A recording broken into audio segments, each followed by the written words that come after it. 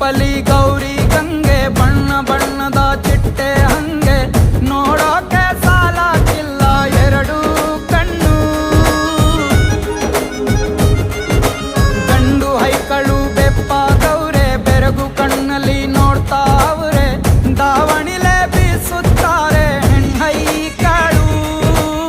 ರೊಟ್ಟಿ ಊಟ ಉಣ್ಣಾಗಿಲ್ಲ ಹಬ್ಬದೂಟ ತಳ್ಳಾಗಿಲ್ಲ ನೆಂಟ ಜಗಳ ಆಡಂಗಿಲ್ಲ ನಮ್ಮ ಊರಲ್ಲಿ.